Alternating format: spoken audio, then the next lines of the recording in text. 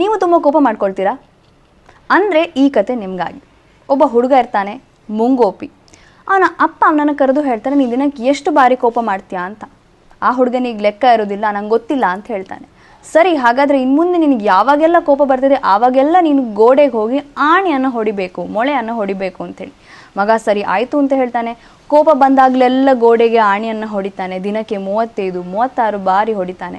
ಅವನಿಗೆ ಅರ್ಥ ಆಗ್ತದೆ ಅವನು ದಿನಕ್ಕೆ ತುಂಬ ಕೋಪ ಮಾಡ್ಕೊಳ್ತಿದ್ದಾನೆ, ಅದನ್ನು ಕಡಿಮೆ ಮಾಡ್ಕೊಳ್ಬೇಕು ಸರಿ ಅಂಥೇಳಿ ಕಡಿಮೆ ಮಾಡ್ಕೊಳ್ತಾನೆ.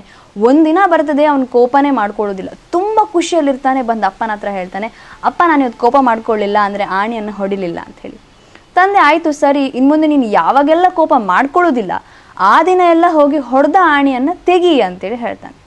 ಮಗ ಸರಿ ಆಯಿತು ಅಂತ ಹೇಳಿ ಕೋಪ ಮಾಡ್ಕೊಳ್ಳೋದೇ ಎಲ್ಲ, ಮುಂದಿನ ಎಲ್ಲ ದಿನಗಳು ಕೋಪ ಮಾಡ್ಕೊಳ್ಳೋದೇ ಎಲ್ಲ ಹೊಡೆದ ಆಣಿಗಳನ್ನು ತೆಗಿತಾನೆ. ತೆಗೆದು ಅಪ್ಪನ ಹತ್ರ ಹೇಳ್ತಾನೆ, ಅಪ್ಪ ನಾನು ಎಲ್ಲ ಆಣಿಗಳನ್ನು ತೆಗೆದಾಯಿತು ಹೇಳಿ. ಈಗ ಅವನ ಅಪ್ಪ ಅವನನ್ನು ಆ ಗೋಡೆ ಹತ್ರ ಕರ್ಕೊಂಡು ಹೋಗಿ ತೋರಿಸ್ತಾರೆ. ನೀನು ಆಣಿಯನ್ನು ಹೊಡೆದು ಆಯಿತು, ಆಣಿಯನ್ನು ತೆಗೆದು ಆಯಿತು, ಆದರೆ ಅಲ್ಲಿ ಆಣಿ ಹೊಡೆದಾಗ ಆದ ಕಲೆ ಇದೆ ಅಲ್ಲ, ಅದನ್ನು ನಿನ್ನಿಂದ ಸರಿ ಮಾಡ್ಲಿಕ್ಕೆ ಆಗಲಿಲ್ಲ ಅಂತ ಹೇಳಿ. ಮಗನಿಗೆ ಅರ್ಥ ಆಗೋದಿಲ್ಲ.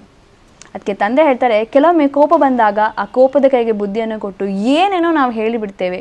ಎದುರಿನವರಿಗೆ ಬೇಜಾರಾಗಿದೆಯಾ ಇಲ್ವಾ ಅಂತಲೂ ನೋಡೋದಿಲ್ಲ, ಏನೆಲ್ಲ ಹೇಳಿಬಿಡ್ತೇವೆ. ನಂತರ ನಾವೇ ಪಶ್ಚಾತ್ತಾಪ ಮಾಡ್ಕೊಳ್ತೇವೆ, ಅಯ್ಯೋ ಇದನ್ನು ಹೇಳಬಾರ್ದಿತ್ತು ಅಂತ. ಸಾರಿ ಅಂತ ಕೇಳ್ತೇವೆ, ಕ್ಷಮೆ ಯಾಚಿಸ್ತೇವೆ.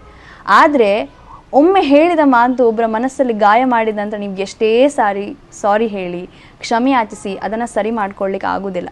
ಕೋಪ ಮಾಡಬೇಡಿ ಅಂತ ನಾನು ಹೇಳೋದಿಲ್ಲ, ಬಿಕಾಸ್ ಇಟ್ಸ್ ಅನ್ ಇಮೋಷನ್. ನಾನು ಕೂಡ ಕೋಪ ಮಾಡ್ಕೊಳ್ತೇನೆ. ಮನುಷ್ಯರಾದಮೇಲೆ ಕೋಪ ಎಲ್ಲ ಸಹಜ.